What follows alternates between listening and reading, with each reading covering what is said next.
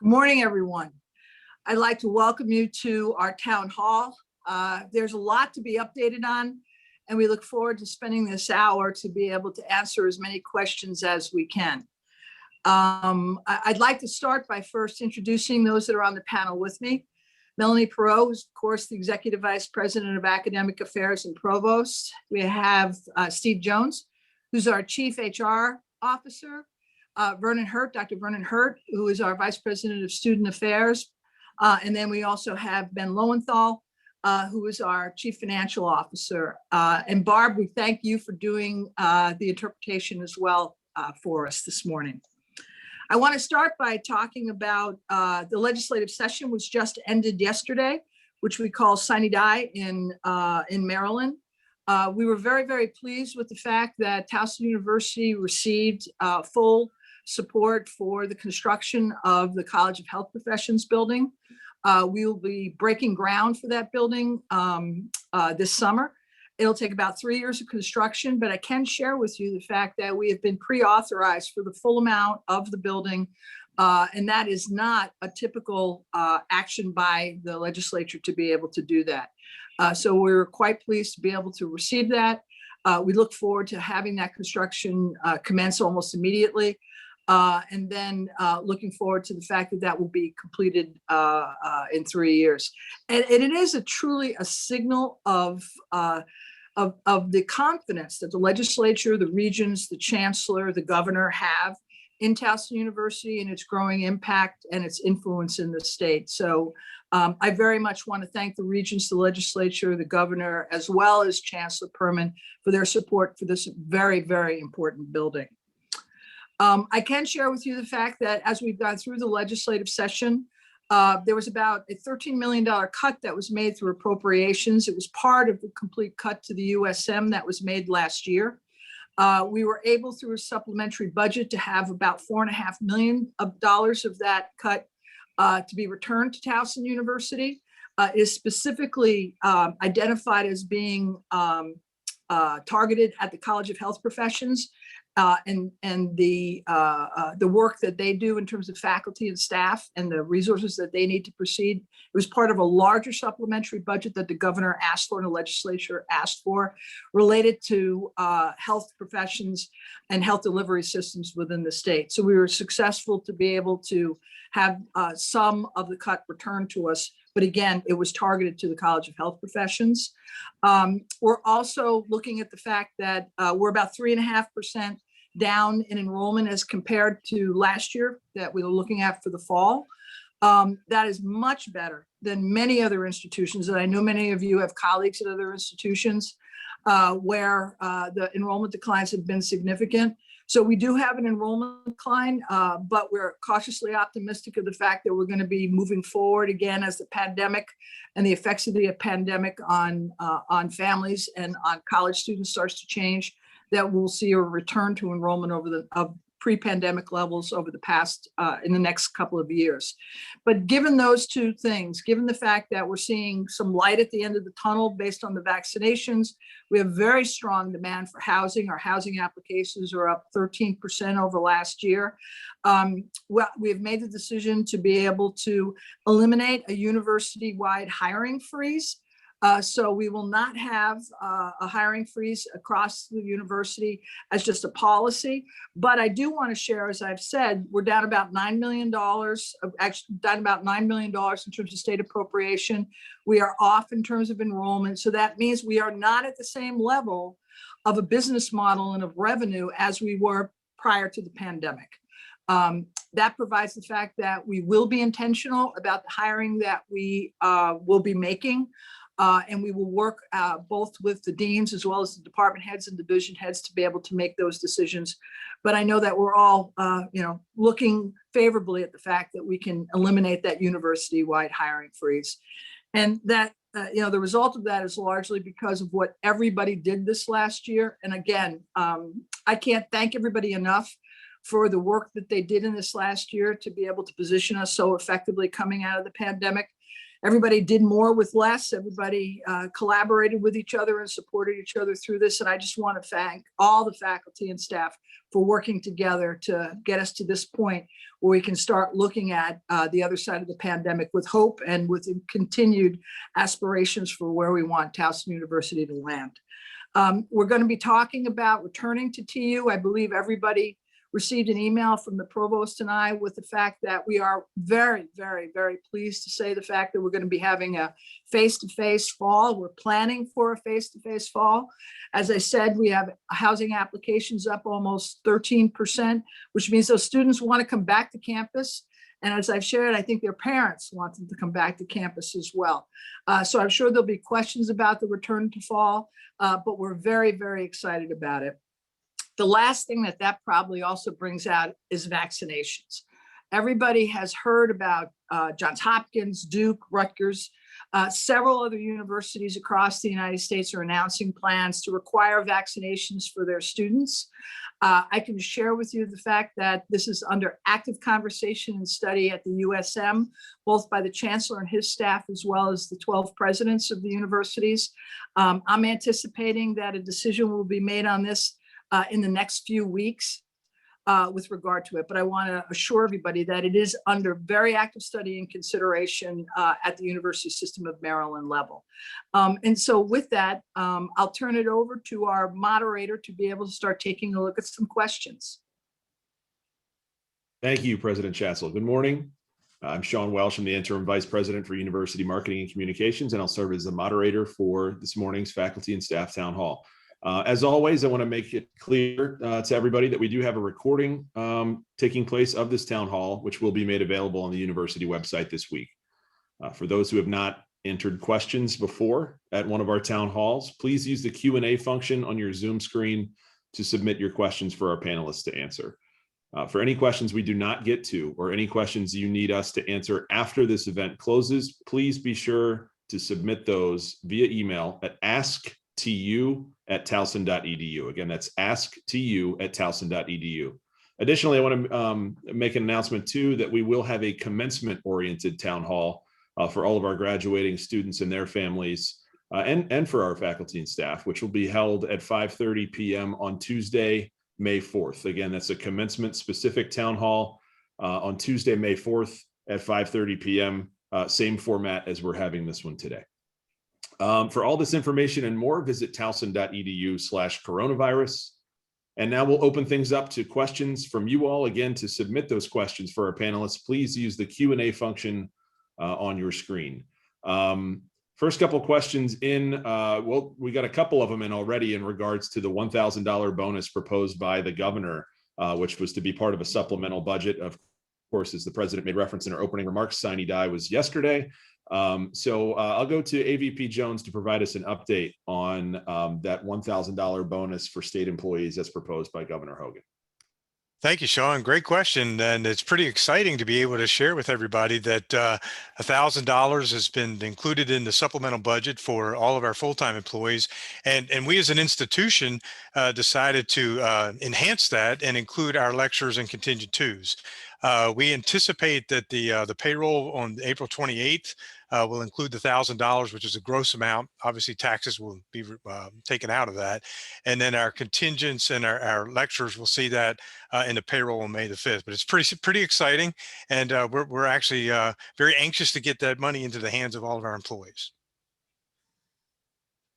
Great news. Thanks for sharing that. And that, I think, was our most popular question off the bat here to get things started. So some good news to share with everybody. We did have a few come in during the opening remarks. So President Schatzel, I'll go back to you to make sure everybody heard the answer on requirement for vaccination on campus. If you could provide just a general overview of that. Are we requiring our students to be vaccinated this fall? So as of yet, a decision has not been made on whether we're going to be requiring the vaccine for students this fall. I can tell you the fact that we are working that topic out at a system level. So it won't be just a decision of Towson University. The 12 universities are conferring with the USM, with the chancellor about that, as well as with the Board of Regents. It's under active study. I can assure everybody it is under active study. We're well aware of the fact that other universities are announcing it. And I would say the fact that we should know more about that, and a decision would probably be made over the next few weeks. Thank you. Some questions in regards to parking. What will parking costs look like as faculty and staff who have been working remotely return to campus? And I'll go to Vice President Lowenthal to provide us an update on parking. Thank you, Sean. So first, let me share the exciting news on the parking front. I'm pleased to tell everybody that parking will be free on campus from May through August. So those of you who may have purchased in advance, we're working on refunding you that money. Those of you who have not, we encourage you to come back to campus and take advantage of the free parking.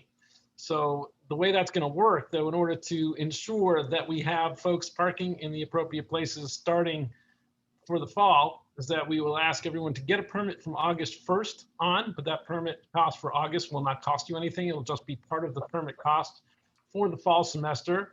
And the fall semester parking rates will go back to regular rates.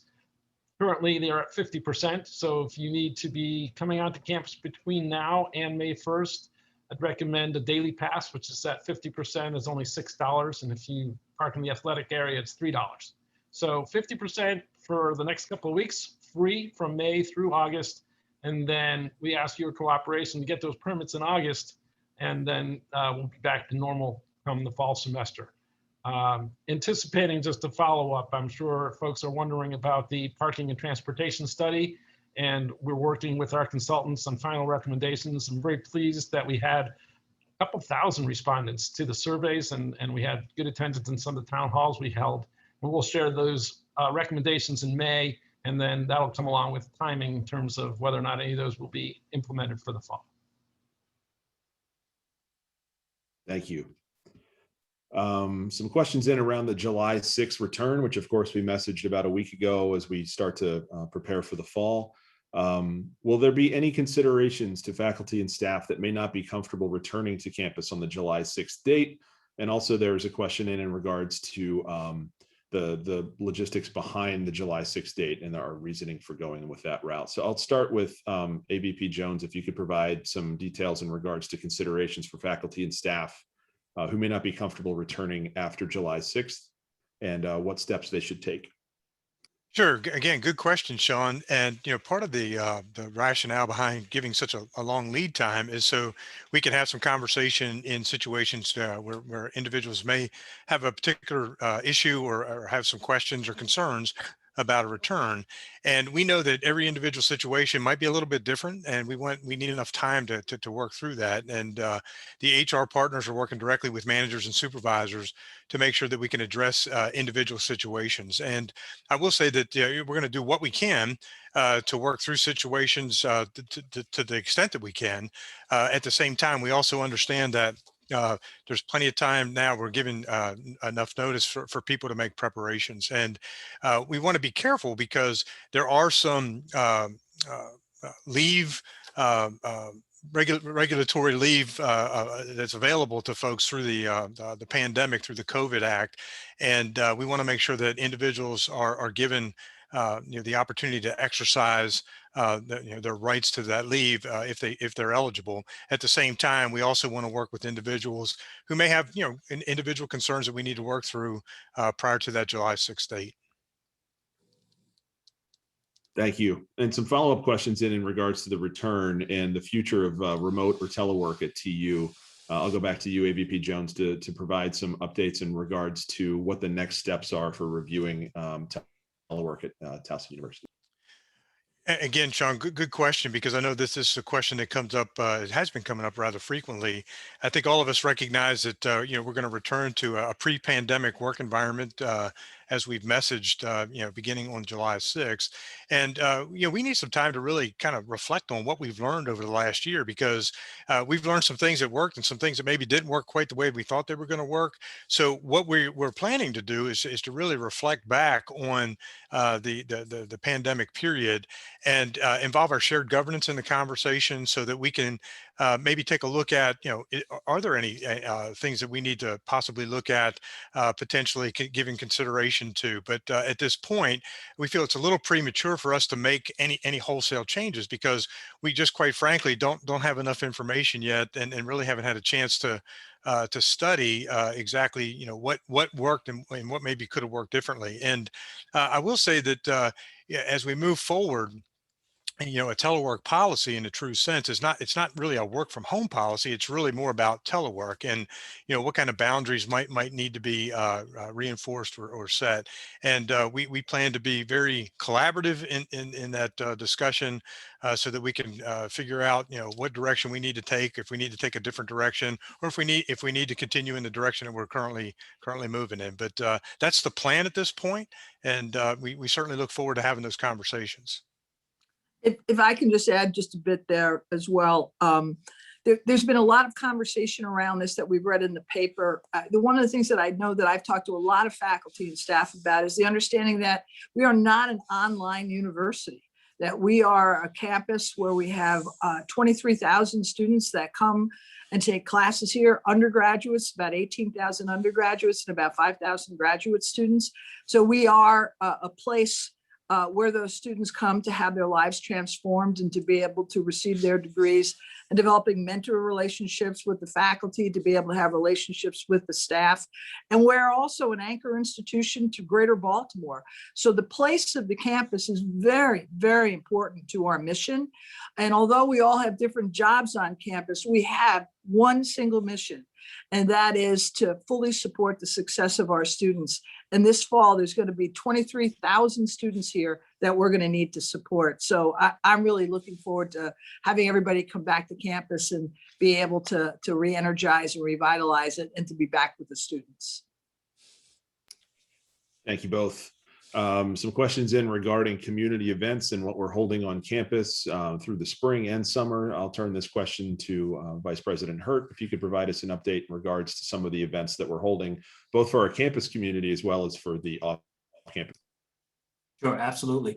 Thanks for the question, Sean. So we actually started this semester with beginning to progressively host more in-person activities. We anticipate in the coming weeks that we'll begin to open up more of those activities, particularly sporting events, some of our performing arts events, and other selected activities. We'll continue to keep with both the state and the local capacity limits at 50% capacity, which we've continued to utilize throughout this period. And we anticipate, as any guidance changes or as the state of the pandemic continues to take the turn in the positive direction, that we'll be able to continue to open that up.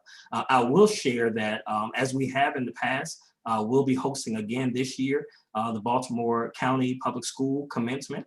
So we're really excited about being able to partner with our county schools to support their celebration. And as we already know, we'll be hosting in-person commencement for our own students. So we are moving forward with being able to host more in-person activities as we move towards the fall. Thank you. Some questions in regards to the physical distancing guidelines we've provided for our campus community. And there are some guidelines out there in the K-12 world of reducing to 3 feet as the primary guidance. Some questions in regards to whether we're going to continue the 6 feet guidance or if we will adjust to the three foot guidance. I'll go to the provost to provide some updates there if she could. Thanks. So right now the 3 foot is recommended for the, as Sean says, the K-12 environment. We're watching that, of course, and to see whether that will be applied for us, recommended for us. So in the meantime, what we're doing is asking facilities to go through the rooms on campus and establish capacities based on a 3 foot distance. So we know the normal capacity, we know 6 foot capacities, and now we'll before long have the 3 foot capacity for every room on campus, so that we know if we get to transition to that, we'll be able to do it very quickly.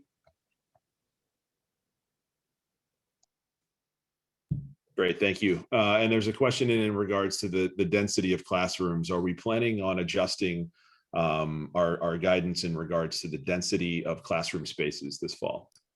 So that really is a similar question and similar answer. So they are going through and will be giving us capacities in the classrooms for the 3 foot distance, as we already know 6 foot, and we know the full capacity. So we'll have those shortly, and we'll have a plan for each scenario. Thank you. A question in regards, this is a follow-up to the College of Health Professions news with the funding we've received. Where is that building going to be located on campus? I'll go to President Schatzel or Provost Perot to provide an update in regards to where our new College of Health Professions space will be. So that building is going to be on the north side of campus, closer towards the 10 West and Burke. There's the building that's there. That's the old, I think it's the old Dowd medical facility. That's the location that we're going to be looking at to be able to, in that area over there, to be able to put the building itself. It's about, and Ben, you can add this, it's about 225,000 square feet or Provost, in terms of its size. Yeah, I believe it's north of 200,000 square feet. That is correct. And the total is $162 million. That was pre-authorized just yesterday.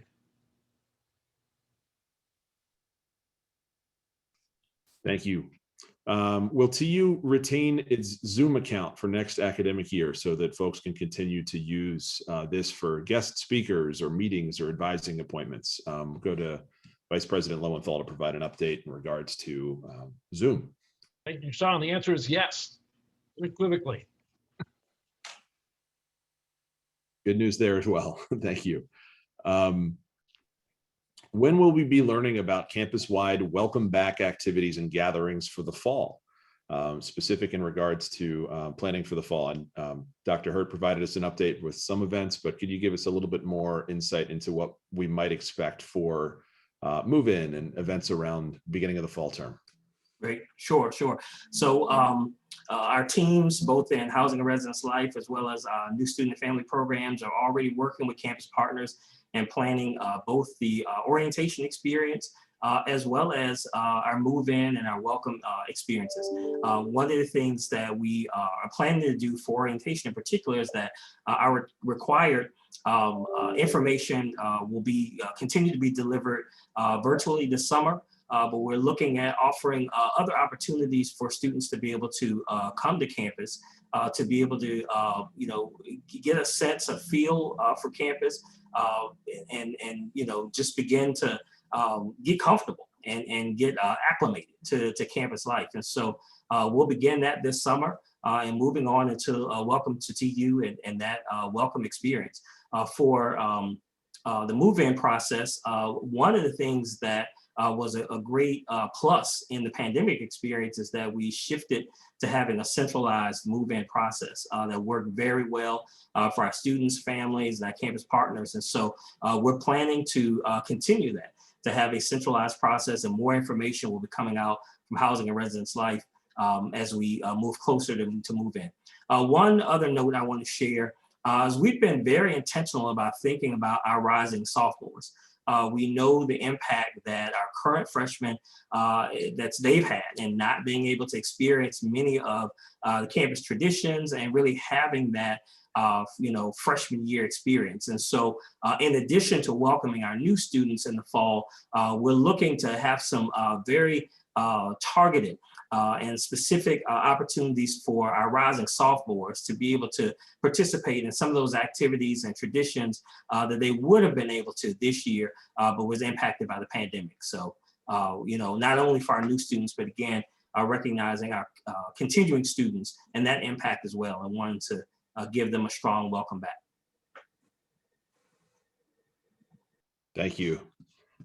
Question in regards to dining halls and whether they will be back to normal operations for the fall, but I think for our faculty and staff here, it'd be good to know what dining operations will look like in advance of July. I see a follow-up question specifically in around the admin building. So Vice President Lowenthal, can you provide us some updates in regards to what dining is going to look like on campus? Yes, I can, Sean. I'll start with the coming months. So we are planning, and the planning is underway to reopen the 7720 Cafe, so specific to the admin building. We're working on plans for that, as well as Glen dining areas should be open this summer. And we're consistently and constantly really assessing the overall food needs for the campus. So we'll react to how many people come on campus and ensure that the appropriate facilities are open to keep everybody well fed from between now and the start of the fall. We will communicate all that via TU Today and the Dining Services website. So I encourage everybody to go there on a frequent basis. As we switch over to fall, we then expect a full dining service program based on the fact that we expect everyone will be back here in person. So all dining halls, retail locations, things like Starbucks, Aubin Payne, Einstein, the academic cafes, those are all anticipated to be open. The only major area that will not open is tied to the fact that we'll still be doing phase 2 construction in the Union. So pods will remain closed, but all the major dining halls and all of the cafes, et cetera, will be open as normal in the fall. Thank you. As we're on a bent now about opening and what we're looking forward to, I do want to ask the provost in regards to opening up galleries and performances on campus and what our faculty, staff, students, and our community can expect in regards to the availability of attending galleries and performances this year. Thanks. So I'm really pleased to announce that with consultation with our medical advisory group, we are able to open up starting today to 50% capacity in those indoor spaces. We've been sort of carefully monitoring the situation, wanted to see where our positivity rates are, and our positivity rates have been consistently below 1% on campus, which is just outstanding. And so, so we can start opening those up. Of course, we are still a mask on campus and remain so. So we can start doing that, inviting students, faculty, staff, and members of the general public at those capacity levels. Thank you. You answered one of my next follow-up questions, which was we are a mask on campus, and we'll continue to follow local, state, and federal guidelines in regards to masks. There's a question in, this is a specific one, and we'll try to spell out an answer to this on the website if we don't have one on hand here now, but given new CDC guidelines, if people who share an office are both vaccinated, can they work unmasked? I'll throw this one to Provost Perot, if possible. So currently what we're asking is that masks stay on.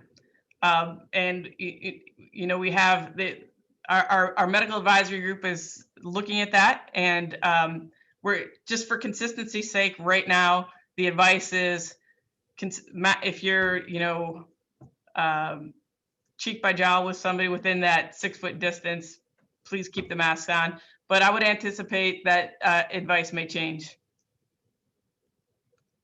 Thank you. Provost, I'll keep coming to you. Could we expect any changes in regards to travel for conferences for faculty and staff? So I would expect so. Remember that the reason there's 2 reasons we cut down the travel. One was because of due to the pandemic, that there was isolation requirements, particularly international travel was shut down in the vast majority of countries. That is still shut down. Even in countries where you're allowed to travel, most have a 14-day quarantine period for anybody, even with vaccines. And so for the vast majority of faculty, if you're going for a 2-week event or a research trip, it doesn't make sense to do that. But for travel within the United States, by and large, that can be opened up again. We did cut back some of the travel funds due to the budgetary concerns last year, but as we've discussed, the budget is looking stronger this year. And so we do anticipate having that money available for faculty to do travel and research. I see, you know, many conferences are sticking with the remote environment, and that may continue into the fall, but there will be funds available to support that faculty travel and research. Thank you. We're at the midpoint here, right at 11 o'clock. So I want to take a moment to remind folks who may have just joined that in order to have your questions asked to the panelists, please use the Q&A function on your Zoom screen. We have a bunch of them in here, so we're going to try to get to as many as we can. But again, if your question does not get asked, we are taking note of all the questions asked, and any questions that you feel you need to ask after the town hall can be sent to asktu@towson.edu. Some questions in regards to what the president referred to at the beginning as the end of the university-wide hiring freeze. I'll go to AVP Jones on this one. Will we be able to begin the hiring for critical staff positions or allowed to begin searches prior to July 1st? And it might be a question that you could tag team with Vice President Lowenthal, but as we're looking at the timing of searches, if you could give some guidance for our folks here in regards to what they can expect. Yeah, great question, because we've had an extended period of a hiring freeze, so we know there's going to be some pent up demand for positions that have been vacant that need to be filled, and we really are trying to prioritize our hires. So as the president said earlier, while we're lifting the barrier, there's still going to be somebody checking passports at the gate and making sure that we've got everything we need relative to prioritization of hires. And we also understand that with the number of hires that we're talking about, it's obviously going to be it's going to take time between the recruiting process and the selection process. So this isn't necessarily lifting the freeze and thinking we're going to have an express line, but we will in fact be reviewing the openings with the appropriate VPs dependent upon the positions, and prioritizing the positions relative to the recruiting and the selection process. So the hiring freeze is being lifted, but we're going to be careful and deliberate, obviously, in terms of the way we fill the positions moving forward. If I And could, do you want, yeah, Ben, why don't you add some more, just so everybody's Yes. aware of the lifting of the hiring freeze starts now. It does not wait till July Right. 6th. And we've actually approved, I think, 50 positions to be filled, but Ben, can you add some more? Sure, and I'll continue with that line of thought. Thank you, President Schatzel. We did, in the first thaw of the hiring freeze, which is now over, we did a thaw, sort of, we call it 1A and 1B. It was a total of 50 positions that we have freed up for hire. More than 80% of those positions are directly student facing, so very much focused in academic affairs, student affairs, and athletics. And the total dollars associated with those positions is approximately $5 million. As we move forward, as the president said earlier, while the freeze is over, we still remain cautious in terms of the fact that the enrollment is down by 3.5%, and that we have continuing state cuts that carried forward from last year to this year, with some offset during the session, but still we're talking to the tune of about $7, $8, $9 million. So we just need to continue to review those positions from that perspective. However, we do anticipate there'll be another number of positions that we can move forward, and to the tune of $7 million additional spending on those positions split between faculty and staff. One of the things that I would just add, and this comes from my time as a dean, is the fact that if you don't know where your positions are as a priority for either your supervisor or your dean or your department head, you need to find that out first, because if you're not in the top 2, 3, 4, 5, 6 in terms of the positions that are going to be brought forward, you need to know that. So I think as a first step, just be assured of where you are in terms of your supervisor, dean, or department head or division head's priorities, and focus on that for now. But we are going to be moving forward. Thank you. A series of questions in regards to the modality for classes in the fall. And I'll go to Provost Perot. If you could provide an update in regards to the modality of classes and how professors will be delivering classes this fall. Sure. So we expect that this fall will look like fall 2019, where we had primarily the vast majority of classes will be face-to-face. That is the nature of this university and our culture, and what our students, by and large, the vast majority are looking for. That said, in fall 19, we had online and hybrid courses. And so my expectation is that we will continue to have some online and some hybrid courses. Some programs are entirely online. I would expect that we see more, particularly at the graduate level, go to a fully online profile, because that's really what many graduate students are searching for. But our undergraduates really are focused on having that face-to-face experience. That being said, one of the things that I've asked chairs and deans to look at is particularly in classes that have multiple sections of the same course. So an English 101 that has 30 sections, could we look at offering 1 or 2 sections in an online format to allow for that greater flexibility? And so ideally, they have done that. Today is the first day of registration for classes. So your classes have been loaded. The modality has been identified and it's in the system that way. And so while we can have some flexibility and some changes here and there, by and large, the students are looking, starting today, and seeing what time their class is, what room their class is it hybrid, is it fully online? And so, so that's the idea. And we won't be having any longer this year. We have asked faculty to do something it's very, very difficult. And that is the delivering courses simultaneously, face-to-face and sort of broadcasting live, right, over the internet. And that's very difficult strategy. And we left it to students to choose in those cases whether they wanted to go face-to-face or have the remote experience. We're no longer doing that. Again, we're going back to as if it were fall 2019. So however the faculty member establishes the modality of the class, it's online, it's hybrid, it's face-to-face. That is the nature of the class. So there won't be that student choice. Now, if an individual faculty member, of course, feels comfortable doing the simultaneous broadcast and teaching face-to-face, that they're perfectly able to do so. And we do, of course, have that technology in the vast majority of the classrooms now, but it won't be a requirement. And it will be faculty choice on that modality. Thank you. I had a follow-up question in regards to parking. So we'll go back to Vice President Lowenthal on this one. And I did get a note in that fall permit sales will begin in July. Thank you to Pam for that note. What about parking permits for just June through August? Will those also be free? And how can faculty staff get a limited summer free parking permit?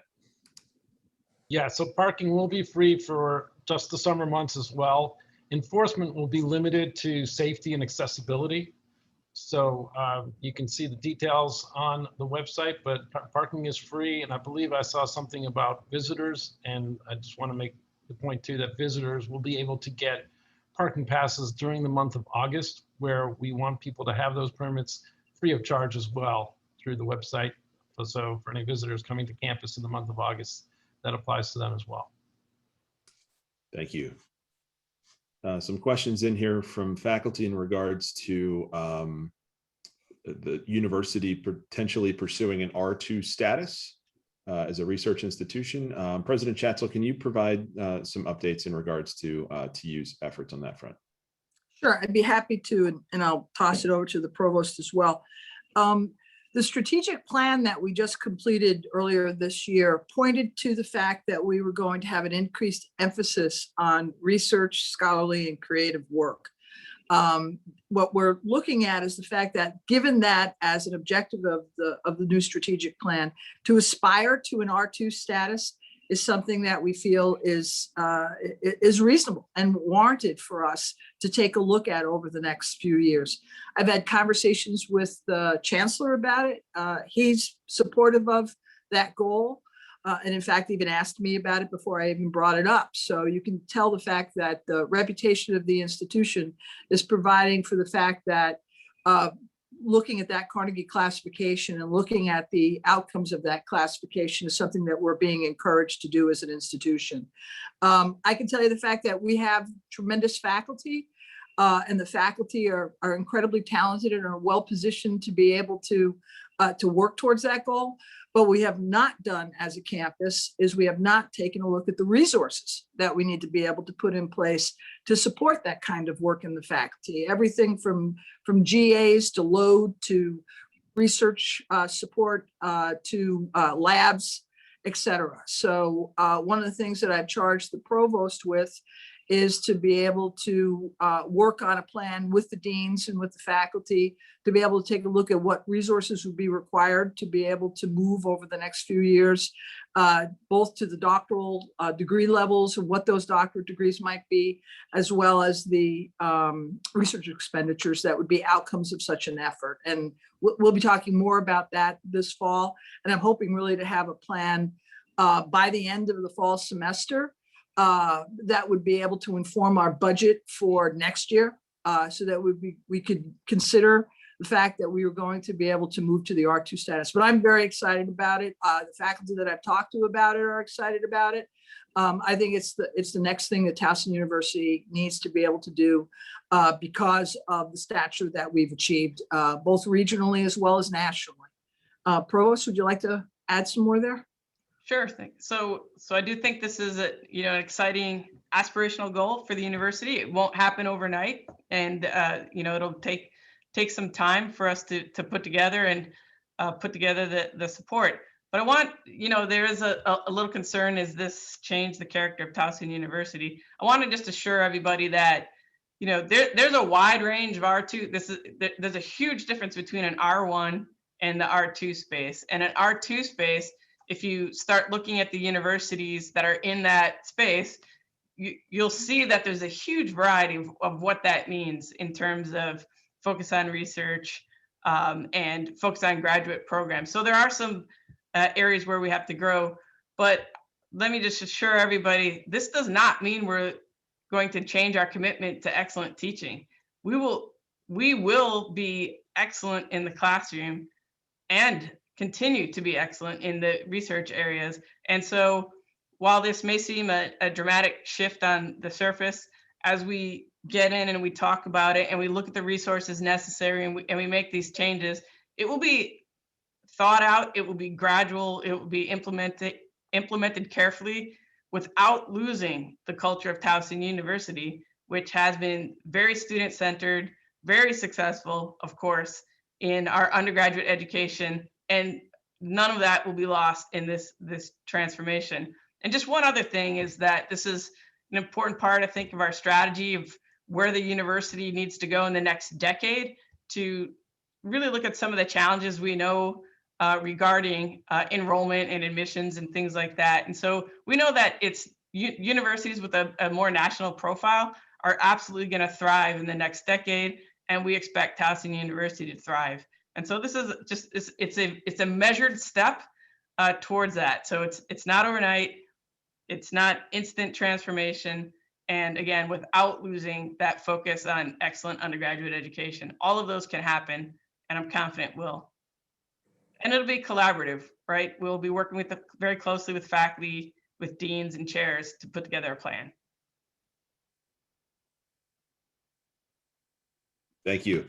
Another follow-up on the CHP news that we're going to have a new College of Health Professions building. Is there any update in regards to renovations for Smith Hall, which was one of the next steps in regards to buildings on campus?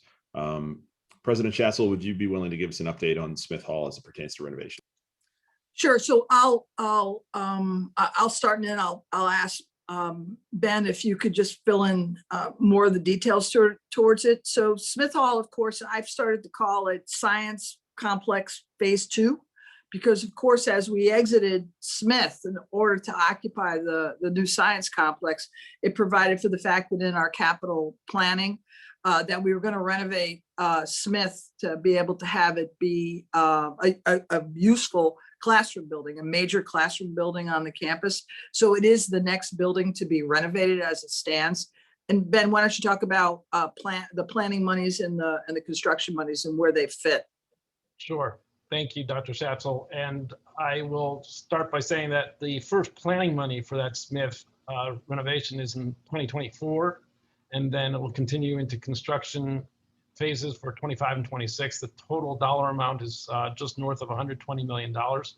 And every indication we have at this point is that continues to be a priority for the state, but obviously we'll continue to work with the state legislature to make sure that we get that funding.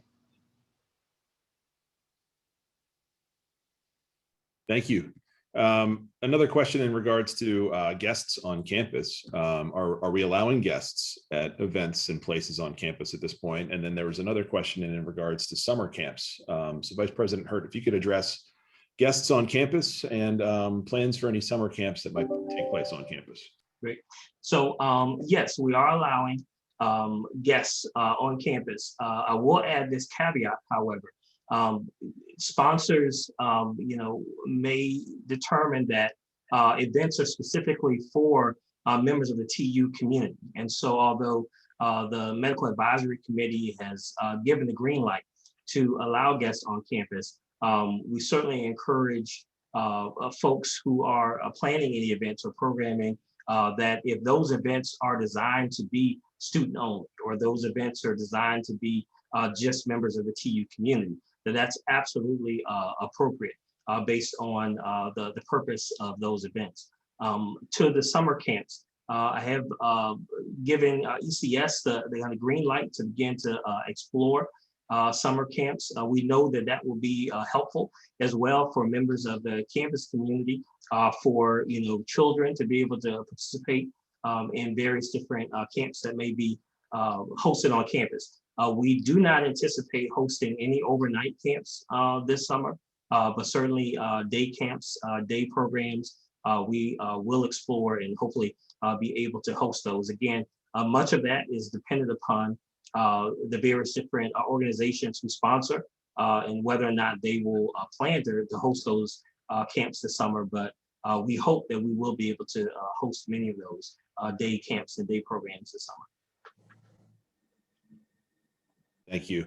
A number of questions have come in regards to modality. So I want to circle back to Provost Perot to give a little bit more detail in regards to modality for classes online versus in person. There's been some questions in about percentages in terms of what we are offering in person.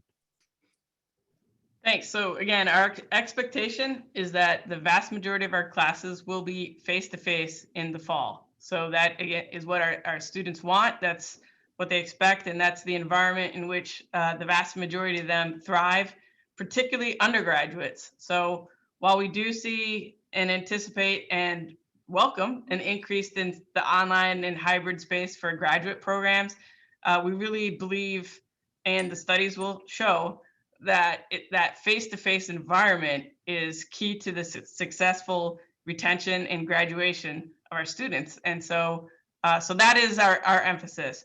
But again, when there is the possibility, if we have multiple sections, if there's 20 or 30 sections of a same course, for one or two of those courses to be perhaps in an online or hybrid environment to allow that flexibility. But we do expect the vast majority to be face-to-face in the fall. Thank you. Some questions in regards to kind of private spaces versus masks. Will staff be required to wear masks while in private spaces? A follow-up to that would be, is a cubicle considered a private space? And am I allowed to eat while in my cubicle? Provost Perot, I'll start with you. And if anybody else would like to give any guidance around mask wearing within private spaces and offices. Sure. So the current CDC guidance is that in a private office where you can close a door, you certainly can remove your mask at that time. If somebody comes into your office within 6 feet, you are required to put your mask back on. And so the cases in the cubicles that is currently mask on environment, what we are looking to do is identify and add some spaces where people may go and take a break from wearing the mask. So supervisors are currently looking for rooms where individuals who are in a cubicle could go take off their mask for a while, have a cup of coffee, just sort of have that just a mask-free environment for before returning to the cubicle. So we're identifying a lot of those spaces across campus. And of course, there's lots of outdoor spaces. We want to look at some of that flexibility where people can, again, if you're physically distant, remove your mask. But if you're in the cubicle and there's people around you, you do have to wear the mask at this point. Thank you. A number of facilities questions. Everybody's interested in facilities after the great news of CHP. Vice President Lowenthal, I will pass this one to you. Could you give an update in regards to the Armory space in Uptown Towson as well? Could you let us know what offices might be moving to the 401 space right across the street in the new building that TU has purchased? Sure. Thank you, Sean. So the Armory building is under construction right now. We've been working closely with our partners, Greenberg Gibbons, to get that building open as soon as possible. We're now shooting for a May-June timeframe. It's taken longer than we anticipated, a combination of some issues as it relates to the building, which is a historical building, as well as working through the COVID-related issues that all construction projects are dealing with these days. But we're looking forward to opening that up late spring, early summer this year. In terms of 401, there are a lot of projects underway in that building as well to prepare for various moves. Some of the staff that will be moving over there are the folks from SPAR that will be moving from 7400 into 401, as well as some OTS staff. We have a number of others lined up. Those moves will begin at May-June timeframe as well. So there's a lot of moves happening over the summer. So you can imagine there will be some moves both into Union, moves into the new science complex, 401 Armory. So there's a lot of moving pieces, and we're coordinating all of that through folks in facilities, and we appreciate their work and the cooperation of everybody that is moving so that we can coordinate everything appropriately. But we're very excited to be moving into these beautiful new spaces. Thank you. As always, I try not to ask speculative questions, ask us to look too far down the road. But a question has come in regards to sentinel testing, quick scan, and how long we anticipate they'll remain in place. Is that something we should anticipate into the fall? And is that how TU will continue to monitor the positivity rate, which remains low on campus right now? To go to any one of you on this question, I believe. I'll start with AVP Jones, if you could provide a little bit more in regards to quick scan, if that's something you anticipate, as a number of our staff and some faculty may be receiving that for the first time here in a couple of weeks. Yeah, great question, Sean, because obviously the daily quick scan is one of the layers of protection that we use to monitor the health of our faculty and staff and students. And the daily quick scan is going to be required of all staff beginning in May. And that really is to help us do a better job of monitoring, as we know people are ramping back up and coming back onto campus in various schedules in anticipation of the July 6th date. And we're in the process now, and I'll ask Dr. Hurt to comment on this, of making some adjustments to the questions, because some of the information that we gather will in fact change, particularly around vaccinations and exposure to people who have had COVID, and what kind of quarantine or isolation might be required as a result of that. Sure. Yeah, thanks, Steve. So, and this is something we've done in the past. We have really tried to fine tune the language of the quick scan to be aligned with the suggestions from CDC and from our medical advisory committee. So we will have some tweaked, updated language with the quick scan in the coming weeks. To our sentinel testing question, don't want to, still pretty early, so don't want to kind of share any specific plans for the fall, as we want to continue to monitor that and work with our medical advisory committee. But I will share that we will have some level of testing going on in the fall. I don't think there's any guidance that will really shift around the importance of having testing available and some type of testing program happening on campus. And Sean, if I could just clarify on the daily quick scan coming to all staff without the option to opt out after May 3rd, faculty, on the other hand, will continue to have the option until we get into the fall semester, when the fall contracts begin to come in play. Then the faculty obviously would be put on the same daily quick scan requirement. During the summer, any faculty involved in research or coming onto campus would be treated as they are now, which basically would be an opt-in or an essential. If they're identified as essential, would be handled the same way. If I can just also add the fact that, I've shared our plans for spring break, in the fact that we had a spring break. We decided to have a spring break in mid-March, and we decided that the students would come back, and then we tested all of the students the first week they were back and that were on campus. And we found out that it was a 0.6, 0.7% positivity rate, and that was our plan.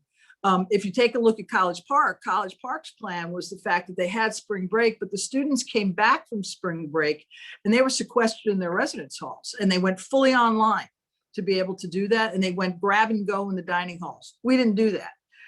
So they did that for 2 weeks, and they completed testing, and then they went back to a normal modality in terms of the operations of the residence halls. Bowie had spring break, but nobody came back. They made the decision to go fully remote after spring break and to be able to basically have all the residential students go home and complete the semester fully online. So you can see the fact that there were 3 very different approaches to how spring break was managed by the 3 different universities. And part of the reason is we were making those decisions in December. So here we were in the middle of December making decisions of what we were going to be doing in the middle of March. So, Sean talked about speculating. We had to do that. If you remember, December was way different than March. We didn't have a vaccine distribution. We were in the midst of a significant surge at that time. But if you fast forward to March, it was a much different place, and we're in a different place right now. So we're doing multiple scenarios, as you're hearing both the provost, Vernon, as well as Steve and Ben talk about, so that we have in place the ability to be able to react to either the governor's decisions or CDC guidance as we move forward over the next 4.5 months. So if you're hearing that in terms of scenario planning and flexibility, you're right on. That's exactly how we're approaching it, because the circumstances require it. Thank you. A follow-up on sentinel testing. This one's quite specific and somewhat personal for a few of us on the call here, but how many times have panel members been each called and completed their sentinel testing? I'll answer for myself.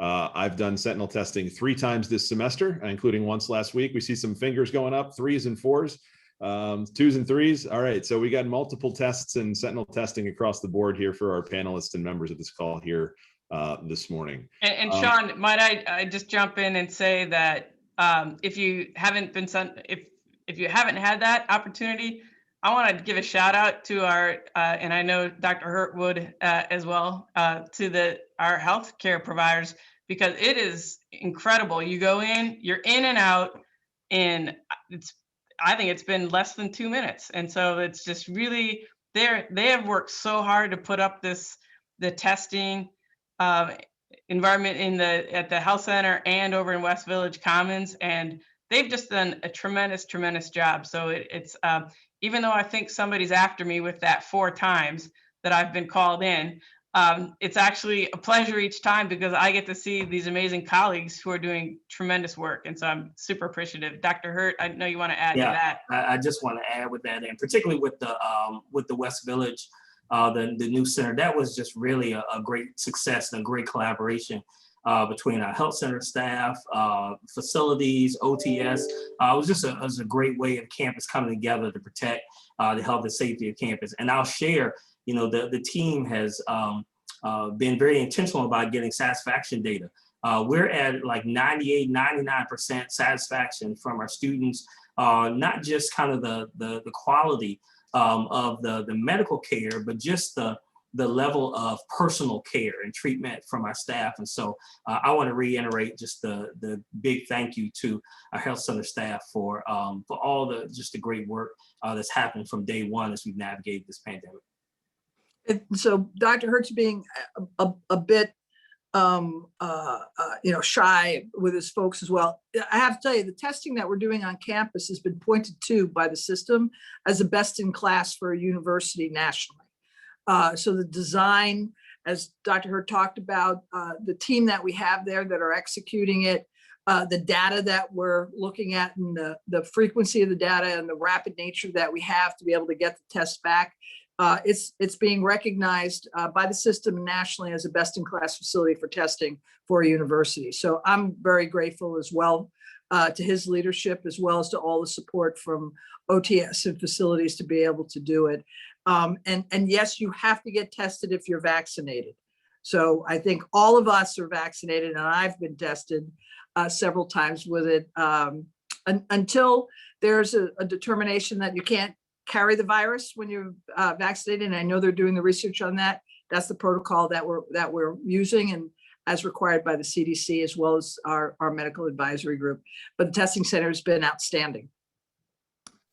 I just got a data point in as we were answering that question. 24,000 tests conducted this semester by our health center staff, which is just incredible.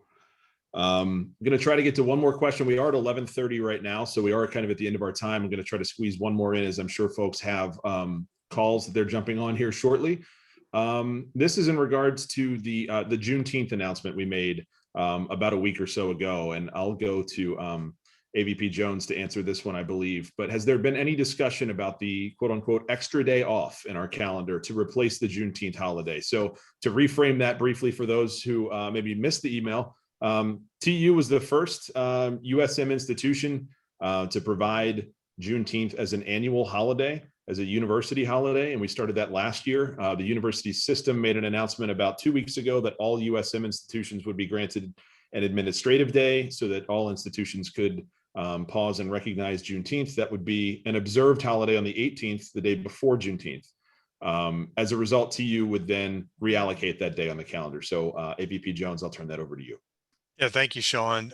Yes, we're in the process of gathering feedback and input about what we might do with that day, whether we assign it to another day during the year, or if in fact give consideration to a floating holiday. The final decision we hope to make in the next couple of weeks, but we're gathering input right now as to what might be the best way to allocate that particular day.